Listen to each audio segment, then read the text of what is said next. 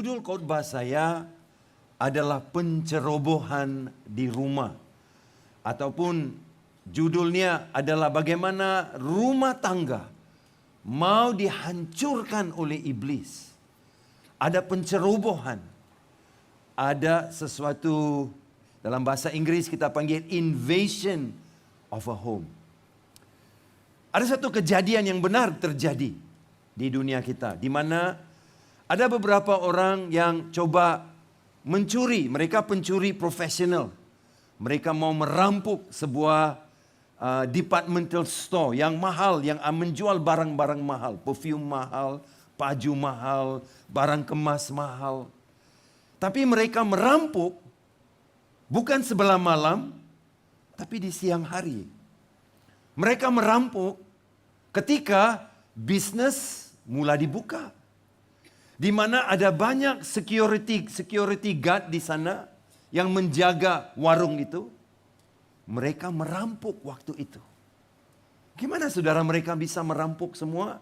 Ketika ada CCTV kamera, ketika ada pengawal yang menjaga warung itu, ketika semua lampu sudah dibuka, gimana mereka merampok?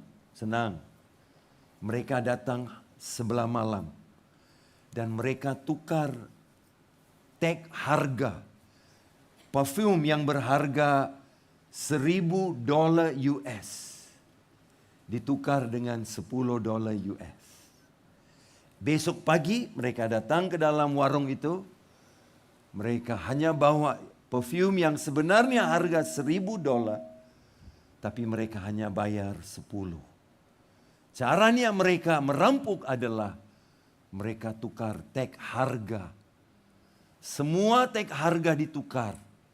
Jadi ketika mereka membawa dan membayar, tidak ada orang tahu bahwa barang dalam warung itu sudah dicuri. Sudah dirampok. Daylight robbery kita bilang ini. Mereka merampok siang hari, saudara. Di depan mata semua orang, tapi tidak ada orang yang tahu warung mereka sedang dirampok, saudara. Apakah mungkin di dalam rumah kita, iblis sedang merampok sesuatu. Dia sedang mengambil sesuatu. Terang-terang dia melakukan itu. Kita tidak sadar. Atau kita mungkin sadar, tapi buat-buat tidak sadar. Sehingga kita membenarkan iblis merampok terang-terang di depan mata kita. Oh saudara, mari kita berhentikan apa yang sedang iblis lakukan. Sehingga kesejahteraan rumah tangga kita, kesejahteraan pernikahan kita tidak dirampok, tidak dihancurkan. Karena Tuhan memberi yang terbaik untuk kita semua. Ketika Tuhan letak saudara di dalam rumah itu. Saudara pernah ke restoran atau di kedai kopi di sini? Bila ada keluarga yang bawa anak-anak mereka. Sampai saja di kedai kopi, anak itu anak kecil lah. Mereka sudah macam tidak aman, saudara. Mereka bising, mereka menangis. Dan seperti, saudaraku, mereka suka begitu, memberontak. Ada satu yang bisa merubah pemberontakan anak itu. Ada satu rahasia yang bisa merubah pemberontakan anak itu. Ketika mamanya mengeluarkan senjata ajaibnya itu. Dan dia letak senjata ajaib itu di depan anak itu. Ting, saudaraku. Tiba-tiba anak itu menjadi sangat berdisiplin. Tenang, saudaraku. Ada yang sampai berhenti bernafas pun ada. Saudara. Karena kuasa HP, saudara. Kuasa handphone. Merubah anak itu. Jadi lama-lama ibu bapak menyadari. Caranya saya mendisiplin anak saya dan mengubah pemberontakan dia adalah kuasa HP. Wow, ketika dia melihat HP itu, dia berubah. Bapak ibu semua, Tuhan tidak beri HP untuk kita, untuk menjadi pengasuh, untuk menjadi pembimbing anak kita. Waktu kami masih kecil lagi, mana ada HP saudara? Tidak ada handphone. HP yang pertama yang saya miliki ketika saya masuk di dalam kocek saya, seperti ada tumor besar di sini, saudara. Ada tumor besar begini, saudara, cara saya jalan. Atau taruh di belakang, saudaraku, harus jalan begini. What's up, bro? Hey, begini. So, terlalu besar. Ketika mau duduk, harus dikeluarkan daripada poket. Besar, dia berdiri begini. Tiba-tiba handphone berbunyi. Halo, semua orang di kedai kopi mendengar. Wow, handphone, HP pertama. Hari ini, semua sudah berubah. Dulu ia adalah alat komunikasi. Tapi hari ini, ia adalah alat mendisiplin anak. Tuhan tidak beri HP untuk disiplin anak. Saya membesar didisiplin dengan rotan, saudara. Bukan HP. Jadi Bapak Ibu semua, apa yang kita benarkan anak kita mendengar, menonton, apa yang masuk di sebagai budaya pembelajaran mereka, itu membentuk masa depan mereka. Adakah pencerobohan sudah terjadi di rumah kita? Firman Tuhan yang pertama yang saya mau pakai untuk kita adalah dari Matius 19 ayat 12. Saudara, Yesus berbicara tentang sida-sida. Siapa itu sida, saudara? Sida adalah seorang pribadi, biasanya semuanya lelaki, di mana bahagian kemaluannya dipotong supaya sistem kehidupannya itu sengaja kemaluannya dipotong supaya kemampuan dia untuk mengadakan hubungan seksual secara normal diberhentikan di dalam hidup orang itu. Di dalam Alkitab ada banyak sekali disebut sida. Dan bagaimanakah kejadian seorang sida itu, yang saya pakai firman ini dan beberapa firman lain, menolong kita berbicara tentang hidup saudara. Anak muda yang ada di sini. Bapak-bapak, ibu-ibu yang ada di sini, yang sedang mengurus rumah tangga Anda. Kita lihat ayat pertama. Ketika sebelum saya baca ayat ini, saya beri latar belakangnya ya.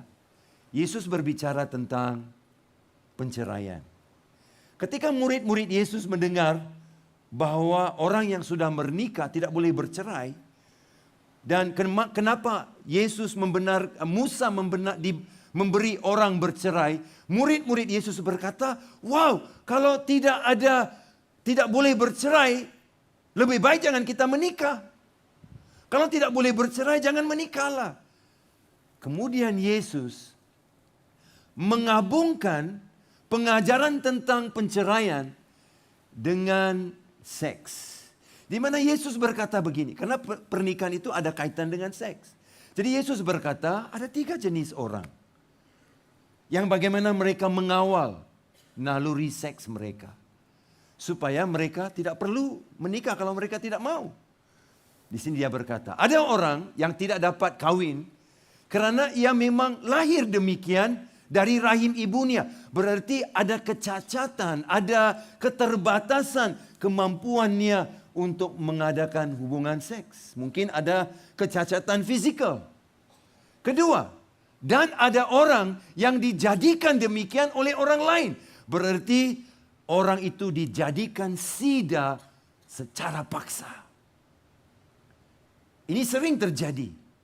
Ketika orang ditangkap ataupun ditahan dalam medan peperangan, mereka punya kemampuan tertentu. Raja mau pastikan orang yang ditawan ini, dia pintar, dia punya talenta, dia bijaksana, tapi harus dikawal. Caranya jadikan dia sida. Itu maksud Yesus. Ada orang dijadikan demikian oleh orang lain. Dan ada orang yang membuat dirinya demikian. Berarti ada orang membuat keputusan dia tidak mau menikah. Dia mengawal naluri seksnya itu. Supaya tujuannya adalah untuk melayani kerajaan Tuhan. Seperti yang Yesus sebut. Karena kemauannya sendiri oleh kerana kerajaan surga. Siapa yang dapat mengerti, hendaklah ia mengerti. Bukankah ini yang disebut Rasul Paulus dalam 1 Korintus pasal 7? Di mana Paulus berkata dia sendiri tidak menikah. Dia sendiri tidak menikah. Tetapi dia bilang begini, tapi bagi Anda yang tidak boleh mengawal naluri seks, teruskan, menikahlah. Menikahlah. Dia tidak bilang, Tuhan mau kita semua jangan menikah. Tidak, dia bilang itu saya. Tapi kalau ada orang tidak boleh mengawal naluri seksnya, ya dipersilakan, dibenarkan. Itu yang Yesus sebut di sini. Ada orang menjadi sida karena kelahirannya ada kecacatan. Ada orang dijadikan sida karena kejahatan orang lain. Ada orang membuat keputusan untuk kerajaan Tuhan. Dia mendapat kasih karunia Allah supaya dia tidak mau menikah dan hanya melayani Tuhan. Pagi ini saya mau bicara tentang poin yang Yesus bawa. Tentang sida yang dijadikan demikian oleh orang lain. Kita masuk firman-Nya. Yesaya 39 ayat 3 hingga 7. Kemudian datanglah Nabi Yesaya kepada Raja Hizkia dan bertanya kepadanya. Orang Babel baru datang melawat Raja Hizkia. Dan Hizkia membuka pintu rumahnya untuk orang Babel datang. Dan melihat-lihat, besarnya kerajaan Hizkia. Wow, besarnya istana. Sebab mereka ada rencana mau merampok semua. Seperti iblis. Apakah yang dikatakan orang-orang ini? Dan dari manakah mereka datang? Jawab Hizkia sekarang.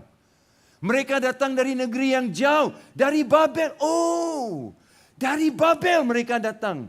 Lalu tanyanya lagi. Apakah yang telah dilihat mereka di istanamu? Jawab Hizkia, semua yang ada di istanaku telah mereka lihat. Tidak ada barang yang tidak kuperlihatkan kepada mereka di perbendaharaanku. Berarti Hizkia membuka pintu rumahnya dan membenarkan Babel datang dan melihat dan memperhatikan semua. Seperti ada bapak dan ibu yang membuka pintu rumah kita supaya apa yang masuk melalui TV, Netflix, melalui saudaraku Hulu, melalui Disney Channel, melalui YouTube, kita benarkan semua masuk dan sebenarnya tujuan untuk merampok saudara kekudusan hidup dan kesejahteraan keluarga itu. Kemudian, lalu Yesaya berkata kepada Hizkia, inilah firman Tuhan, kepada orang yang membuka rumahnya dan membenarkan kuasa Babel masuk ke dalam. Sesungguhnya suatu masa akan datang bahwa segala yang ada dalam istanamu dan yang disimpan oleh nenek moyangmu sampai hari ini akan diangkut ke Babel. Tidak ada barang yang akan ditinggalkan. Demikianlah firman Tuhan. Kau buka pintu, kuasa Babel akan masuk. Oke, siapa Babel ini saudara? Dan ayat 39, pasal 39, ayat 7. Dan dari keturunanmu yang akan kau peroleh, akan diambil orang untuk menjadi sida-sida di istana Raja Babel. Ketika Babel datang, dia akan ambil anakmu, dia akan jadikan anakmu sida. Apa itu saudara? Sida yang dijadikan secara paksa adalah bahagian kemaluannya dipotong. Supaya dia tidak boleh melahirkan anak. Dia tidak boleh berfungsi kehidupan seksualnya secara normal.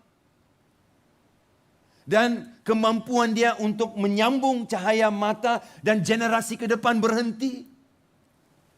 Berarti Babel ada niat jahat. Bukan hanya menghancurkan generasi kita. Dia ada rencana menghancur generasi ke depan. Saudara tahu, pagi tadi berapa pengumuman kamu dengar? 1, remaja muda. Ada camp remaja muda. Dengar tadi? Kedua, remaja dewasa. Kenapa di IPCC kita bahagikan generasi itu begitu? Kita juga ada kampus. Ada 3 generasi kami bahagi. Remaja muda 12 tahun sampai 17. Kampus dari 18 sampai ke 23 bila mereka selesai graduate dari university atau college atau selepas habis kuliah. Selepas itu ada remaja dewasa. Tempat kerja toksik, tidak tahu pakai kartu kredit, selalu belanja pakai kartu kredit. Gaji terima dalam 2 minggu, 2 hari sudah kosong, saudaraku. Seperti semua yang masuk seperti ada sayap dan uang itu terbang sendiri, saudara. Tidak tahu urus. Sebab itu kita mengurus generasi remaja muda, kampus, generasi remaja dewasa. Kita ada staff Jerry, remaja untuk remaja muda, sebab dia muda. Kemudian campus, kita juga ada campus penasihatnya, ada Leona dan juga adiknya Brenda. Dan juga remaja dewasa, staff sepenuh masa adalah Leona. Leona dan Jerry, mereka kelulusan dari USM. Tapi mereka membuat keputusan, kami mau berjuang untuk generasi kami. Kami mau berjuang untuk generasi kami. Kami tinggalkan kerja kami di luar sana dari sekolah antarabangsa International School. Mereka pernah jadi guru di sana. Mereka tinggalkan kerja itu. Mereka masuk full time supaya mereka mau berjuang mempertahankan generasi mereka. Ada amin, saudara? Kau pikir mak bapak mereka tak bingung, saudaraku?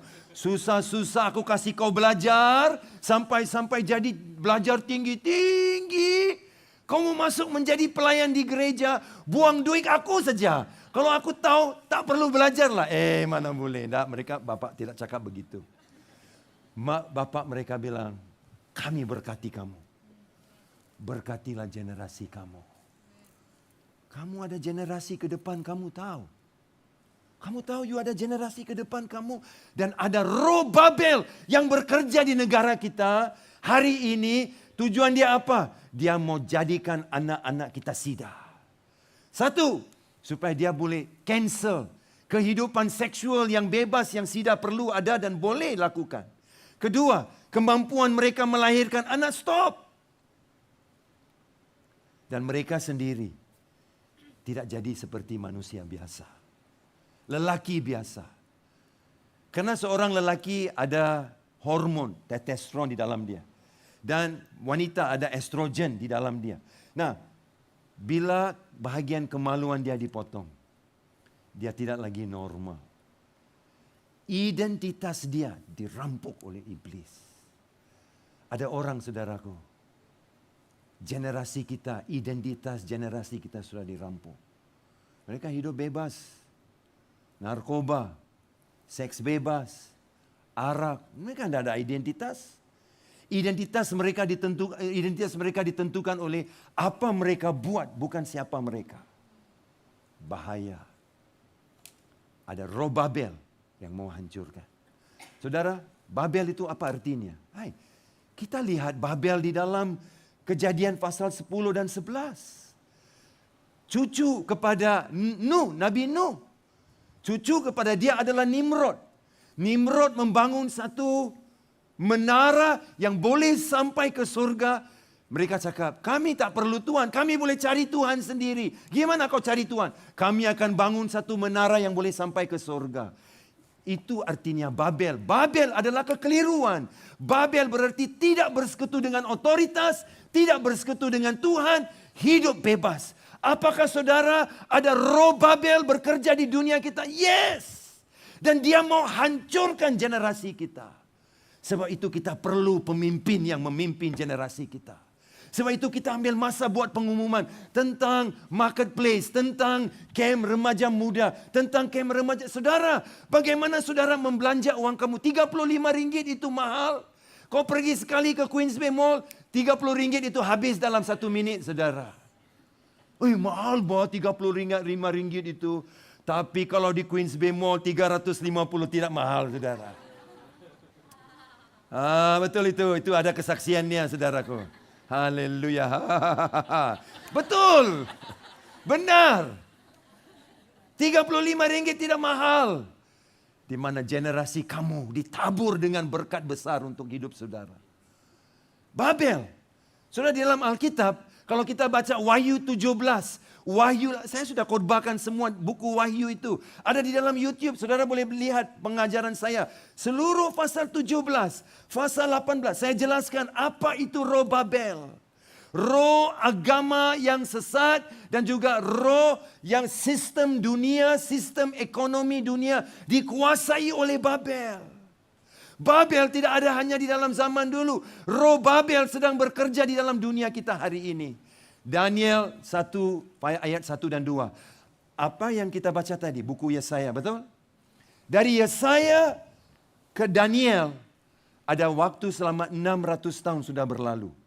Apa yang dinubuatkan kepada Hezekiah, buku Yesaya, bahwa akan datang orang Babel dan mereka akan mengambil anakmu dan menjadikan ke anakmu sida-sida yang dinubuatkan 600 tahun dulu sekarang sudah menjadi kenyataan dalam buku Daniel. Kau pikir lama bah itu pastor 600 tahun? Sebab roh Babel tidak stop. Bila Nimrod membangun bangunan itu, dia cakap apa?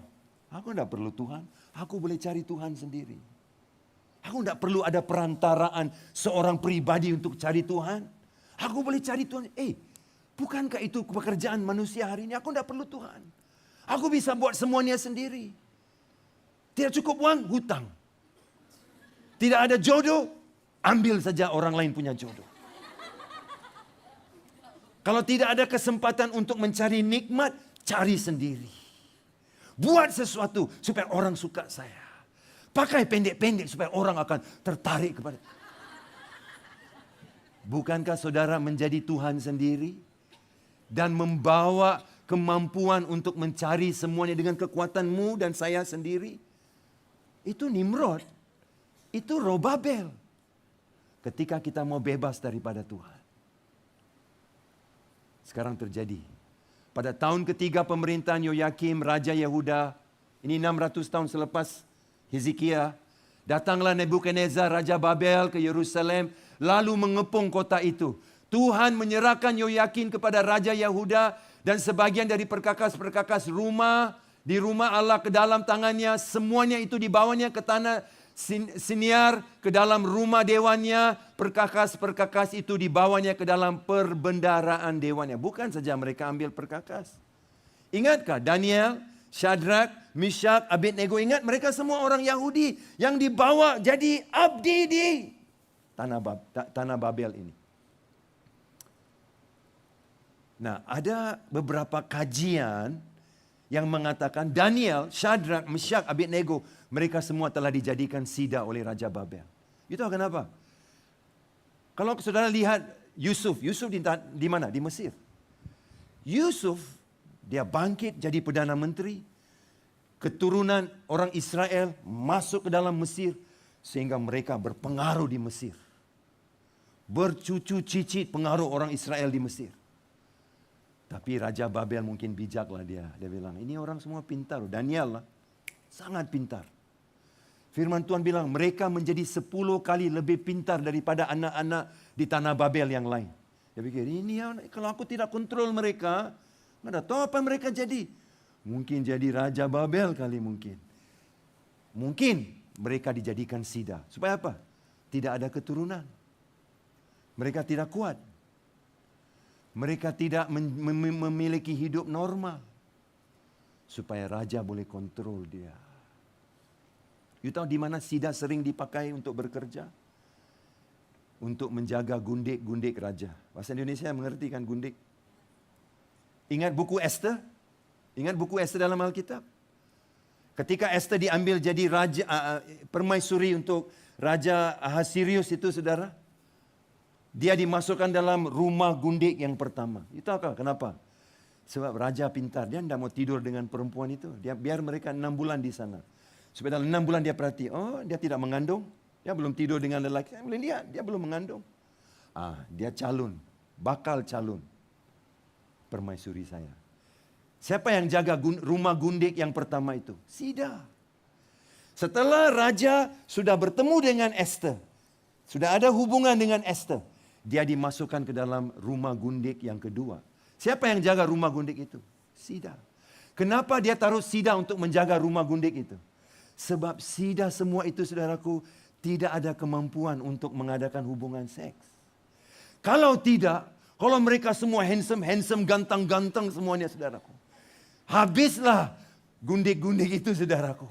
Itu seperti kau membenarkan serigala menjaga rumah ayam, saudaraku.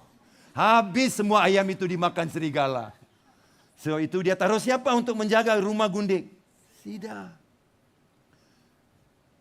Bukankah Nabi Yesaya sudah bilang tadi, Babel akan datang, dia akan jadikan anakmu Sida. Sekarang Babel sudah datang. Dia tangkap raja Yehuda yang terakhir itu. Dan anak-anak mereka. Bapak ibu, apa kau benarkan anak kamu menonton di rumah? Kau ada cek apa dia tengok di YouTube dia itu? Ada nampak apa dia nonton dalam dia punya Netflix? Apa yang dia nonton? Apa kita membuka pintu macam Hezekiah buka? Dan benarkan roh Babel itu datang, ambil alih. Buat sesuka hatimu. Saya takut anak kita dijadikan Sida. Sida di mana? Sini. Bukan di bawah sana. Sida di sini, saudara. 1 Petrus, lihat. Perjanjian baru, Babel disebut. Dengan perantaran Silvanus yang kuanggap sebagai seorang saudara yang dapat dipercayai, aku menulis dengan singkat kepada kamu untuk menasihati dan meyakinkan kamu bahwa ini adalah kasih karunia yang benar-benar dari Allah. Berdirilah teguh dengan teguh di dalamnya. Salam kepada kamu sekalian dari kawanmu yang terpilih yang di Babylon dan juga dari Markus anakku. Nah, kenapa Petrus menggunakan Babylon? Babel sudah hancur sudah waktu dia menulis surat ini. Dia sengaja menggantikan nama Babel supaya nama kuasa Romawi tidak disebut. Sebab mereka takut mungkin kuasa Romawi akan datang tangkap mereka yang tulis tentang kuasa Romawi. Jadi nama Babel dipakai. Gereja berada di tengah-tengah Babel. Kamu yang terpilih. Siapa yang terpilih? Gereja yang terpilih hidup di tengah-tengah Babel. Petrus menyadari negara Babel sudah hancur, tapi roh tetap kekal dan bekerja sampai hari ini. Saudara, ini yang saya khawatir bila iblis jadikan kita Sida di sini. 1, pencerobohan terjadi dalam identiti jantina, yaitu identitas kita sebagai lelaki atau perempuan dicabut. Dirampok oleh iblis. Seorang Sida tidak boleh tahu. Sebab lebih kemaluannya itu dipotong, saudaraku. Hormon lelakinya itu makin mula mengurang. Dan ada sesuatu terjadi dalam tubuh dia. Nanti saya jelaskan. Kedua, ada pencerobohan fungsi melahirkan anak. Dia tidak boleh sambung generasi ke depan. Kerana kemampuan dia untuk melahirkan anak stop. Ketiga, ada pencerobohan. Kehidupan seks sehat, stop. Saudara tahu kenapa saya cakap khotbah ini? Bukan senang tahu mau cakap pasal topik ini. Bukan senang. Kemaluan dia dipotonglah, buah pelirnya dihancurkanlah. Apa ini lelaki apa ini cakap pasal ini? Banyak pasal tidak berani cakap pasal seks sebab mereka cakap rasa malu. Dan kalau cakap pasal seks, muka mereka jadi merah-merah, telinga jadi merah. Kau tidak tahu sebenarnya saya sedang merah sekarang. Hanya kau tidak nampak saja, saudara. Puji Tuhan. Ada kelebihannya orang kita manis, saudara. Yang setuju kata amin, saudara. Kau orang yang setuju, bah. Thank you. Saya terima komplimen kamu itu. Ada 3 dampak atas hidup Sida. Dan saya mau cakap tentang 3 dampak ini. Yang pertama, pencerobohan identiti jantina. Saudara, bila buah pelir orang itu diputuskan atau dipotong, atau kemaluannya dipotong, saudara tahu apa terjadi? Dia punya kemampuan untuk memproduksikan hormon lelaki mulai hilang. Sehingga menjadikan dia lebih lembut karena kekurangan hormon lelaki itu. Saudara, hari ini saya lihat bahwa hal ini sedang dilakukan dengan menggunakan suntikan. apa yang kita panggil sebagai puberty blocker, sejenis obat yang digunakan dalam bahasa Melayu lah saya tahu ini, penghalang akil balik, itu bahasa Melayu. Dalam bahasa Indonesia, penghalang puberty itu apa? Pubertas. Pubertas kan? Untuk bila seorang anak itu lelaki atau perempuan, bila mereka sudah sampai 10, 11 tahun, kau mula melihat ada perubahan di dalam badan mereka. Jadi bila mereka pakai obat itu, dia menghalang pembentukan akil balik ataupun pubertas dia itu. Supaya, kenapa obat itu diberi? Sebab dikatakan ada beberapa orang anak rasa dia tidak pasti. Ya, aku lahir perempuan, tapi aku tidak rasa seperti perempuan. Ya, aku lelaki, tapi aku tidak rasa seperti lelaki. Jadi aku perlu masa untuk menentukan seks saya. Nah, ini kebenaran. Saya tidak memperkecilkan mereka. Saya tidak hantam mereka. Nah, dengar sini saudaraku. Mereka perlu kasih Tuhan. Orang yang dalam kondisi itu perlu mengalami kasih Tuhan. Saya tidak meremehkan mereka. Tapi saya mengerti mereka belum mengerti dan memahami kasih Tuhan.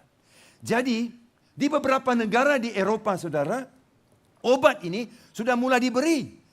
Dan contohnya, saudara, obat ini sudah dimulai diberikan kepada beberapa orang.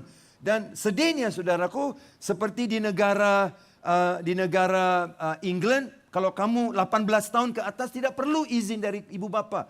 Tapi kalau kamu dari Belanda, kamu hanya perlu 12 tahun. Kamu baru. Orang yang 12 tahun ke atas tidak perlu minta izin dari ibu bapa. Mereka boleh ambil obat itu sendiri. Apa yang terjadi? Ia memperlahankan pembentukan pubertas mereka ataupun akil balik mereka.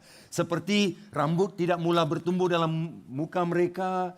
Saudaraku, pembentukan payudara diperlahankan. Saudaraku, yaitu apa tuh? Pengaliran darah bulanan mereka diperlahankan. Semua ini disengaja diperlahankan untuk apa? Supaya anak itu boleh membuat keputusan dia mau jadi lelaki atau dia mau jadi perempuan. Setelah dia sudah lama mengambil obat itu dan akhirnya dia buat keputusan. Saya lelaki tapi saya lahir lelaki tapi saya mau jadi perempuan. Sekarang mereka mengambil obat yang lain. Obat yang lain, saudaraku, gender affirming hormone. Hormon yang lebih keras sehingga, saudaraku, dia tidak boleh mengandung, dia tidak boleh melahirkan anak. Apa yang terjadi ketika dia mengambil gender affirming, yaitu peneguhan jantina dia itu. Dia perlu ambil hormon baru supaya dia menjadi seperti bukan apa yang diciptakan Tuhan. Sehingga efeknya tidak boleh dipulihkan lagi. Dan hari ini kita sudah melihat itu sudah terjadi di dunia kita. Saudara ada nonton pembukaan Olimpik baru-baru ini? Mereka memperagakan atau mempamerkan orang yang terlibat di dalam perjamuan kudus Tuhan Yesus adalah orang-orang yang transgender kebanyakannya. Orang yang separuh bogel, saudara, tidak pakai baju. Apakah itu yang mereka mempromosikan? Sehingga tidak ada takut sama Tuhan. Pintu-pintu rumah dalam budaya masyarakat kita terbuka luas. Supaya roh Babel sedang bekerja, saudara. Sehingga dalam acara tinju, boxing, mereka bawa orang yang sebenarnya lelaki, tapi sudah menukar jantinanya jadi perempuan untuk bertinju. Ketika dia tonjok, dia tumbuk sekali, saudaraku.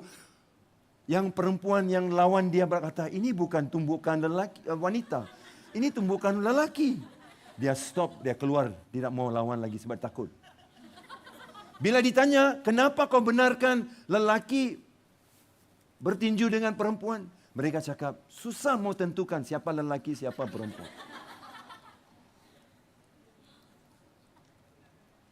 Sebab pintu sudah mula terbuka. Roh Babel sudah mula masuk. Saya cakap dengan Bapak Ibu semua yang ada di sini. Kalau Bapak Ibu nampak hal pengaruh naluri inilah anak kamu, kau jangan bilang, biasa bah itu. Biarlah, apa boleh buat. Dunia kan sudah menjadi, dunia kan sudah menjadi, halo, Kau buka pintu rumahmu untuk Babel serang. Supaya anakmu menjadi sida dan dia dan masa depan dia. Saudara, ada orang datang jumpa saya, dia cakap, Pastor, saya mau tukar jantina saya. Saya lelaki, saya tidak mau jadi lelaki. Saya sudah mula ambil hormon yang menukar saya. Dan saya akan melalui seks, pembedahan seks. Supaya saya menjadi wanita. Saya cakap dan dia tanya saya, Pastor, bolehkah kamu terima saya kalau saya datang kembali ke gereja sebagai wanita? Saya tercengang-cengang sebentar, saudara. Sebab soalan ini belum pernah ditanya dengan saya. Bolehkah pastor terima saya bila saya kembali, saya adalah wanita, bukan lelaki?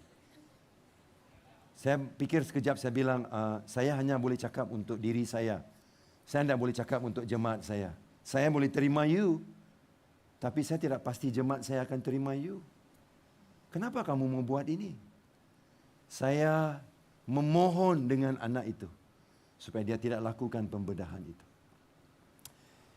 Itu adalah naluri pilihan orang, di mana ada serangan atas jantina mereka. Saudara, kalau kau tidak rasa seperti lelaki, tak semestinya kamu harus jadi perempuan. Kalau kau tidak rasa seperti perempuan, dan kamu rasa macam orang yang ada power mau jadi macam lelaki, tidak berarti kamu boleh jadi lelaki. Kamu tetap wanita di dalam mata Tuhan. Sang pencipta mencipta kamu seperti itu. Tapi ingat roh Babel. Roh Babel dia hantar roh dia. Dia jadikan sida. Supaya jantina kita diserang. Saudara pikir itu sudah berhenti? No! Tidak berhenti. Kau pikir dia akan stop? Tidak, saudaraku. Siapakah orang-orang yang membuat keputusan itu di dalam majelis Olimpik itu? Siapa mereka itu? Mereka adalah golongan minoritas, saudara. Tapi suara mereka sangat kuat. Mereka bukan majoritas, mereka minoritas. Tapi suara mereka sangat kuat. Bapak Ibu, saya sedang bercakap dengan generasi hari ini. Ada teman-teman kamu, ada saudara kamu di dalam rumahmu. Mungkin sedang berpikir tentang hal ini. Berhentikan roh Babel itu. Bukan dengan cara kasar, tapi dengan cara kasih. Sekali lagi, bukan kasar, tapi kasih. Amin. Kita tidak boleh kasar-kasar dengan mereka. Sebab di luar sana banyak yang kasar dengan mereka. Sebab itu mereka tolak. Tolak semua yang orang mau bantu mereka. Tapi mereka menunggu orang yang menerima mereka dalam kasih. Hanya kasih yang mengubah mereka. Roma 2:4 berkata maksud kemurahan Allah adalah menuntun kita kepada pertobatan. It's the goodness of God that will lead people to repentance. Jangan kita pakai kasar. Membawa kasih susah itu. Tapi perlu. Kedua, pencerobohan fungsi melahirkan anak. Seorang sida tak boleh lahir anak. Jadi anak itu generasi dia tidak ada anak. Nah, macam mana roh Babel itu bekerja hari ini? Pengguguran anak. My body, my choice. Tubuh saya adalah pilihan saya. Kau jangan cakap apa saya boleh buat dengan tubuh saya. Kalau saya mengandung, saya boleh buang anak itu. Ada negara-negara di dunia hari ini, kau boleh menggugurkan anak kamu 8 bulan, masih boleh gugur anak itu. Ada negara, anak itu sudah lahir, mereka masih boleh gugurkan hidup anak itu. Saudara, ketika seks terjadi dan ada proses di mana sperma dan telur bercantum dan terjadi kehidupan, berarti dalam kandungan, dalam rahim wanita itu ada kehidupan sedang terjadi. Tapi roh Babel, roh yang membawa sida dan pemikiran sida ini apa? Babel menjadikan sida tidak boleh melahirkan anak. Tapi hari ini roh itu bekerja. Macam mana? Dia mempengaruhi pikiran kamu dan banyak anak muda. Allah, kalau aku mengandung, buang anak itu saja. Tidak ada masalah, buang saja. Sebab saya tak nampak anak itu. Gugur saja. Ini adalah semua fakta dari Malaysia. Sehingga 2018, Persatuan Kesihatan Reproduktif Malaysia menganggarkan terdapat kira-kira 90,000 pengguguran anak dilakukan setiap tahun di Malaysia. Begitu juga Persatuan Advokasi Hak Reproduktif Malaysia menganggarkan terdapat kira-kira 240 klinik di seluruh negara yang menawarkan perkhidmatan pengguguran anak. Undang-undang Malaysia berkata tidak boleh gugur anak. Kecuali, satu, kesihatan ibu terganggu. Kedua, mungkin dari segi fizikal dia tidak boleh berfungsi. Ketiga, secara mental dia telah terpengaruh. Mungkin karena dia dirogol. Mungkin karena sebab-sebab itu hanya seorang dokter yang menentukan. Seketika itu, nyawa anak di dalam kandungan itu adalah berharga di mata Tuhan. Kalau saya ada pistol, saya ambil pistol itu, saya tembak kamu, pam, kamu mati. Itu apa terjadi dengan saya? Saya akan dihukum bunuh tahu. Bukan masuk penjara, saya akan dihukum gantung di Malaysia. Tapi ketika saya gugurkan anak itu dalam kandungan, orang tak nampak. Saya bunuh, tapi tak ada hukuman. Sebab saya sembunyikan kebenaran itu. Saya berdoa. Sebab saya tahu gereja kita penuh dengan banyak anak muda. Saya berani cakap pasal hal ini. Itu kenapa? Sebab saya sudah jadi pastor untuk 36 tahun. Saya tahu apa yang dihadapi oleh anak muda. Saya tahu apa yang mereka berdepan adalah roh Babel, saudaraku. Yang kelihatan di luar pengguguran anak adalah satu unsur yang lebih besar yang sedang bekerja. Jangan cuba selesaikan masalah dengan melihat keliling kamu. Lihat ada roh yang lebih besar. Saudara tahu, bila saya balik daripada US sampai di Malaysia, jam saya masih menunjukkan jam Amerika. You tahu kenapa? Sebab saya tidak boleh tukar. Tak boleh. Saya harus ambil handphone saya dan saya tukar di sini. Baru jam saya jadi betul. Dia akan otomatik jadi benar dengan jam di sini.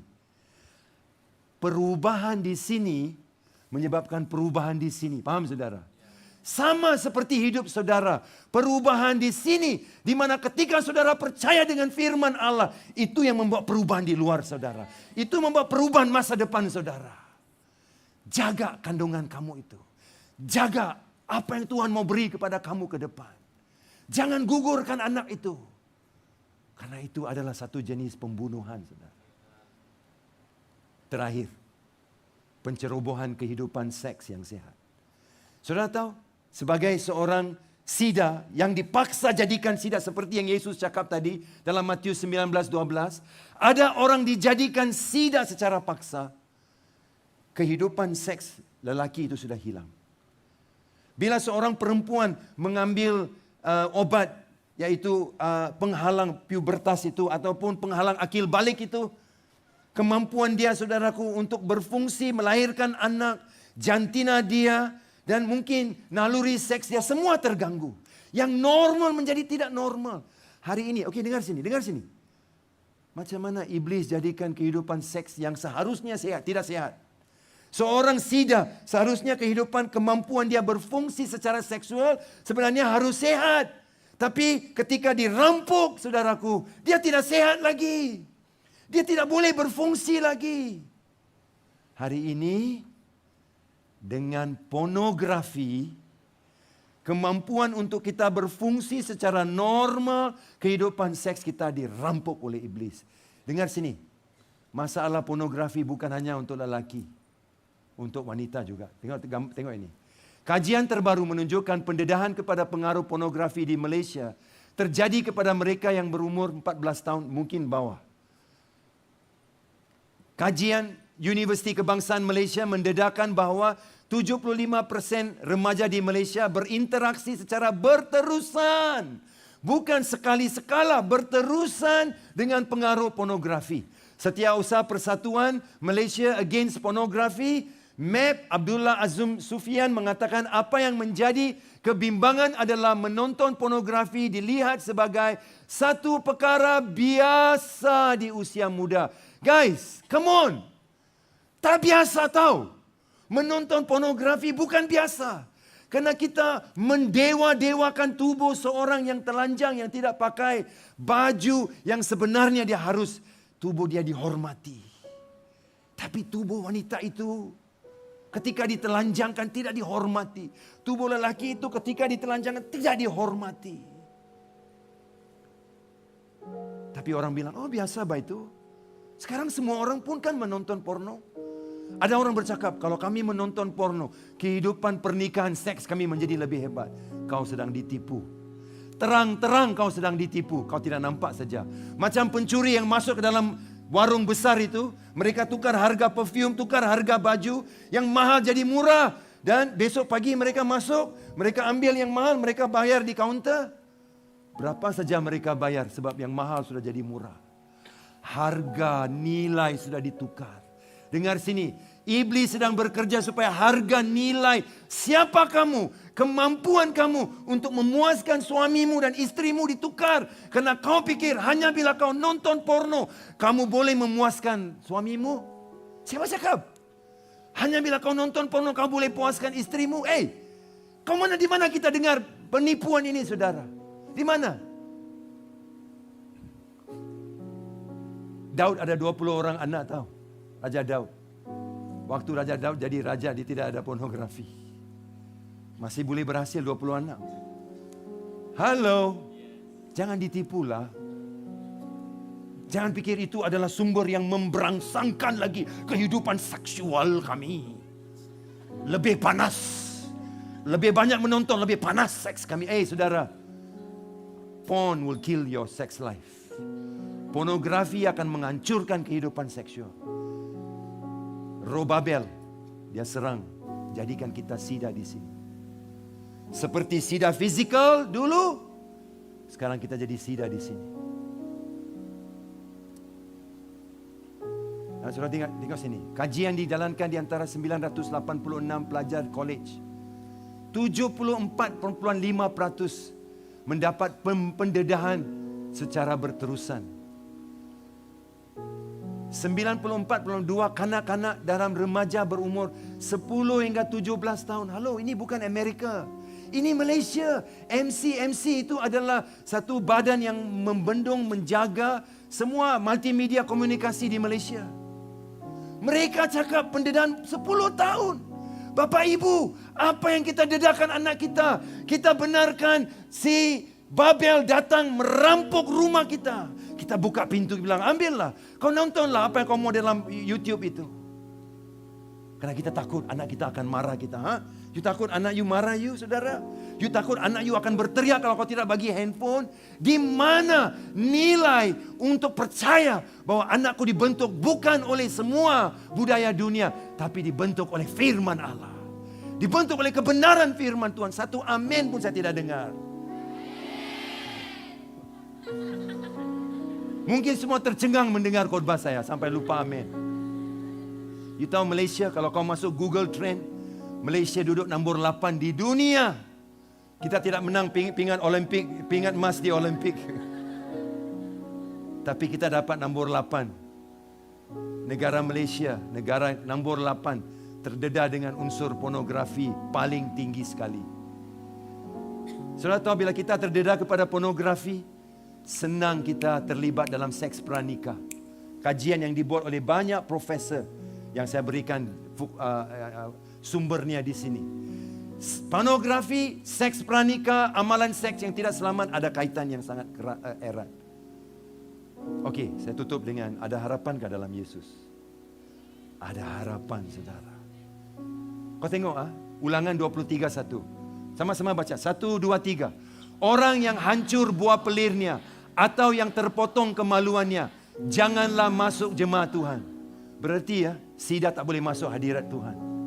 Itu perjanjian lama, tapi puji Tuhan. Kisah Para Rasul 8:27-28. Lalu berangkatlah Filipus, adalah seorang Ethiopia, seorang sida, pembesar kepada kepala perbendaharaan Sri Kandiki, Ratu Negeri Ethiopia, yang pergi ke Yerusalem untuk beribadah. Haleluya. Sida itu terima Yesus. Dia membaca buku Yesaya. Dia dibaptis. Dia masuk dalam kerajaan Allah. Perjanjian lama, Taurat menghalang sida masuk. Dalam perjanjian baru, kasih karunia Allah mengampuni karena Kristus. Kita ada perantaran melalui Yesus. Bukan, saudaraku, menara Babel, tapi Yesus perantaran kita. Sanggup membawa kamu supaya kamu diberkati oleh Allah. Jangan, saudaraku, dalam Yesus ada pengharapan. Janganlah ada orang asing yang mengikat dirinya kepada Tuhan berkata demikian. Tuhan pasti memisahkan aku dari umatnya. Nah, dengar sini, janganlah si Sida berkata, sesungguhnya aku ini bagaikan pohon yang kering. Betul. Memang Sida rasa kering sebab dia tidak boleh berfungsi secara seksual. Naluri identiti dia terhancur. Beginilah firman Tuhan kepada si Sida yang memelihara hari-hari sabatku, yang memulihkan apa yang kuperkenankan dan yang berpegang kepada perjanjianku. Baca sama-sama. 1, 2, 3. Dan di lingkungan tembok-tembok kediamanku suatu tanda peringatan dan nama. Itu lebih baik daripada anak-anak lelaki dan perempuan. Suatu nama abadi yang tidak akan lenyap akan kuberikan kepada Sida-Sida semua. Lebih baik dari nama lelaki, lebih baik dari nama perempuan. Tuhan berkata, kalau kamu percaya dengan saya, kamu akan mendapat nama yang kekal. Dan kepada mereka akan kuberi dalam rumahku. Hari ini rumah kita sudah dihancurkan iblis. Mungkin kita sudah buka pintu seperti Hezekiah. Masuklah, tengok apa kau mau, ambil apa kau mau. Dan mereka lakukan 600 tahun selepas itu. Mari hari ini kita tutup pintu itu. Dan kita sambut sang raja masuk ke dalam rumah kita. Karena dia layak, saudaraku, memerintah di rumah kita.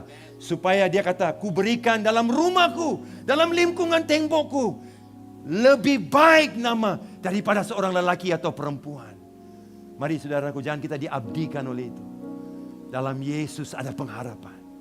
Oh, beri kemuliaan bagi Tuhan kita.